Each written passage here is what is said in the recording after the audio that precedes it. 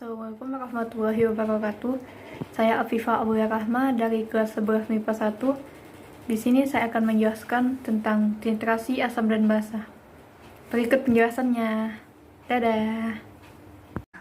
Titrasi adalah suatu prosedur yang dilakukan untuk menentukan konsentrasi larutan asam atau basa berdasarkan reaksi netralisasi.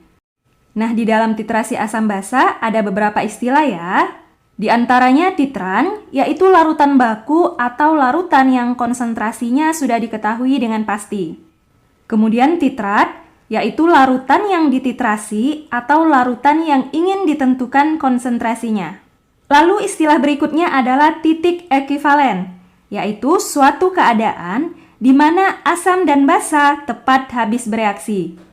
Kemudian ada juga istilah titik akhir titrasi, yaitu kondisi di mana titrasi harus dihentikan tepat pada saat indikator menunjukkan perubahan warna. Nah, sekarang bagaimana cara menentukan konsentrasi larutan yang belum diketahui?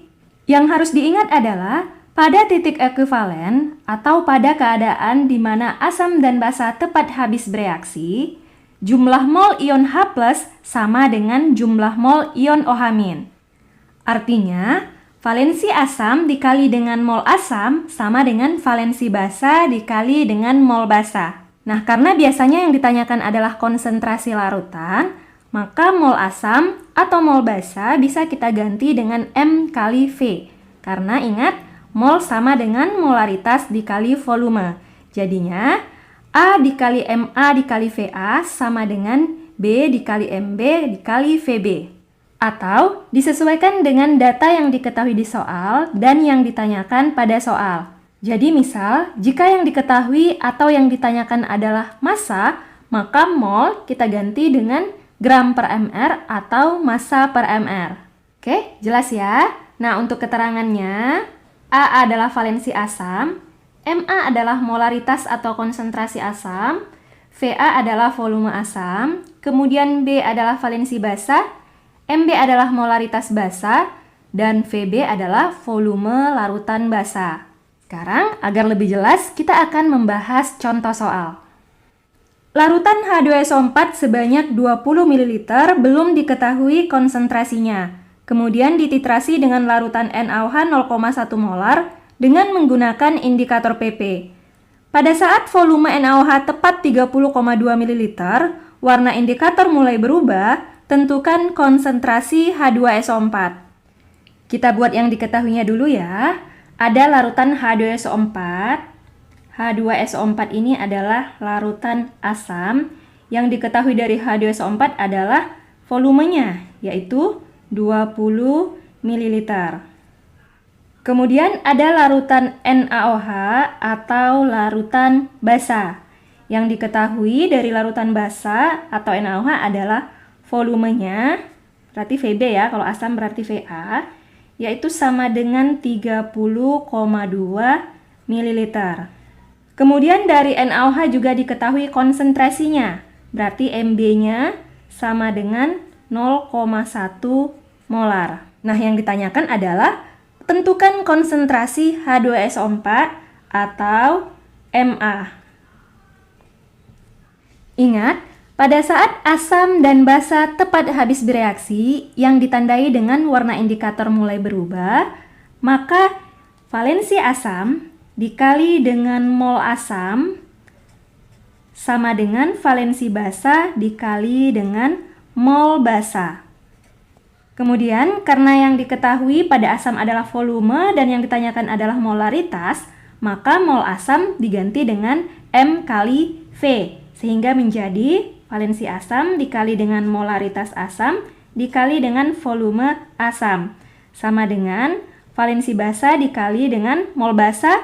Karena yang diketahui juga molaritas dan volume, jadinya molaritas basa dikali dengan volume basa. Jelas ya? Sekarang kita masukkan datanya. A atau valensi asam untuk H2SO4 berarti A atau jumlah ion H+-nya adalah 2. Sehingga 2 dikali Ma yang ditanyakan, tetap kita tulis Ma, dikali volume asam yaitu 20, sama dengan valensi basa. Nah, basanya adalah NaOH, valensi basanya atau jumlah ion OH- adalah 1, maka 1 dikali Mb yaitu 0,1 dikali Vb yaitu 30,2. 2 dikali 20, 40 dikali Ma sama dengan 1 dikali 0,1, 0,1, 0,1 dikali 30,2 jadinya 3,02.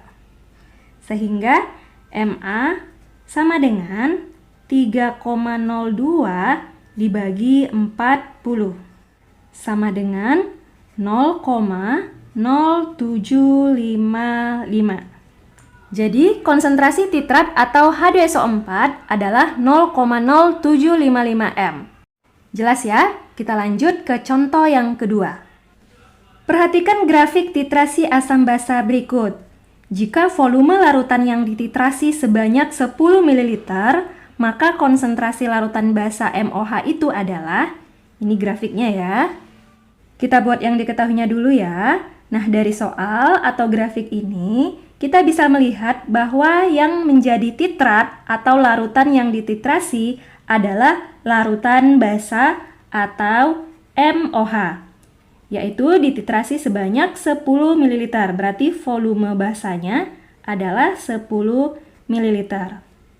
Berarti yang menjadi titran adalah asam HX, di mana HX memiliki konsentrasi atau Ma sama dengan 0,1 molar. Lalu, pada saat titik ekuivalen, HX yang digunakan sebanyak 25 ml. Berarti Va-nya adalah 25 ml. Nah, yang ditanyakan adalah konsentrasi larutan basa MOH atau Mb. Yang ditanya adalah konsentrasi, berarti kita langsung saja membuat persamaan.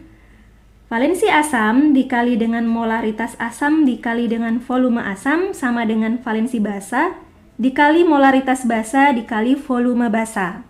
Kita masukkan datanya ya.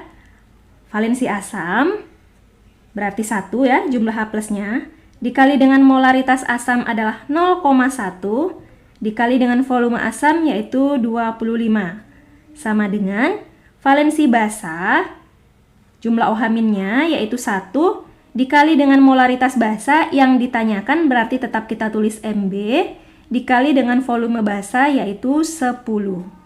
Kita hitung, jadinya molaritas basa sama dengan 0,1 dikali 25 adalah 2,5 dibagi dengan 10 atau sama dengan 0,25 molar. Jadi, konsentrasi basa MOH adalah 0,25 m. Oke, cukup jelas ya? Kita lanjut lagi ke contoh yang ketiga. Jika 1,71 gram basa kuat MOH 2 kali dapat dinetralkan dengan 100 ml larutan HCl 0,2 m, diketahui air O sama dengan 16, H sama dengan 1, maka massa atom relatif M adalah, kita buat yang diketahuinya. Di sini ada basa MOH 2 kali, kemudian ada asam HCl. Kemudian dari basa, yang diketahui adalah massa atau gramnya, yaitu sama dengan 1,71 gram. Lalu, dari asam atau HCl yang diketahui adalah konsentrasinya berarti Ma, sama dengan 0,2 m, kemudian volumenya berarti Va yaitu sama dengan 100 ml. Nah, yang ditanyakan adalah massa atom relatif dari atom M atau AR dari M. Kita buat persamaannya dulu ya. Ingat, pada titik ekuivalen, valensi asam dikali dengan mol asam sama dengan valensi basa dikali dengan mol basa. Perhatikan, pada asam yang diketahui adalah molaritas dan volume. Berarti mol asam kita ganti dengan M kali V, sehingga menjadi valensi asam dikali dengan molaritas asam dikali dengan volume asam. Sama dengan untuk basa yang diketahui adalah massa atau gram. Kemudian yang ditanyakan adalah AR. Berarti mol basa kita ganti menjadi gram per mr atau massa per mr. Sehingga menjadi B dikali dengan gram per mr. Nah, sebelum kita masukkan datanya, perhatikan dulu. Jika massa satuannya gram, maka volume satuannya harus liter. Tetapi jika volume satuannya mililiter, maka massa satuannya harus miligram. Nah, di sini untuk massa satuannya kita buat gram ya. Berarti volumenya yang harus menyesuaikan kita ubah menjadi liter. 100 ml menjadi liter dibagi 1000 jadinya 0,1 liter. Oke, udah bisa kita masukkan datanya.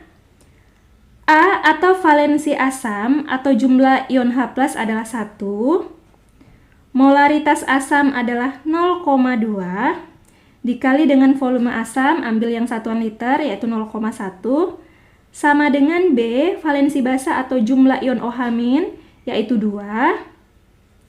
Kemudian gram atau massa 1,71 per mr. Jadi sebelum mencari AR kita harus mencari mr dari MOH 2 kali.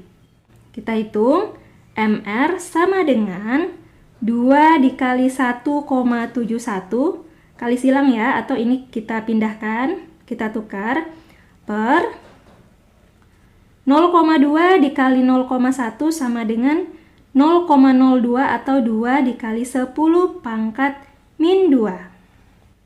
2-nya bisa kita coret, jadinya sama dengan 1,71 dikali, ini kita pindahkan ke atas ya, 10 pangkat min 2, pindah jadi pembilang jadinya 10 pangkat 2. Jadi 1,71 dikali 10 pangkat 2 atau dikali 100 adalah 171.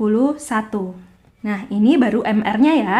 Yang kita cari adalah AR dari atom M.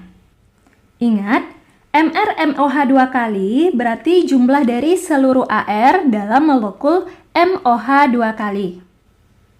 Berarti MR MOH 2 kali sama dengan AR-nya si M ditambah dengan 2 ARO ditambah 2 ARH. Karena O-nya ada 2, H-nya ada 2. Makanya masing-masing AR-nya dikali 2. Nah, MR dari MOH 2 kali tadi sudah kita peroleh yaitu 171 ARM yang ditanyakan. Kemudian ditambah dengan 2 dikali ARO diketahui yaitu 16. Ditambah 2 kali ARH, ARH diketahui yaitu 1 berarti 2 dikali 1. Maka 171 sama dengan ARM ditambah 2 dikali 16 adalah 32. 2 dikali 1 adalah 2. 32 ditambah 2 adalah 34. Jadi ARM sama dengan 171 dikurang 34 atau sama dengan 137. Oke, bisa dipahami ya? Nah, sekian dulu untuk video kali ini. Terima kasih. Wassalamualaikum warahmatullahi wabarakatuh. Nah, itu dia penjelasan tentang titrasi asam dan basa. Semoga dapat dipahami dan bermanfaat. Terima kasih.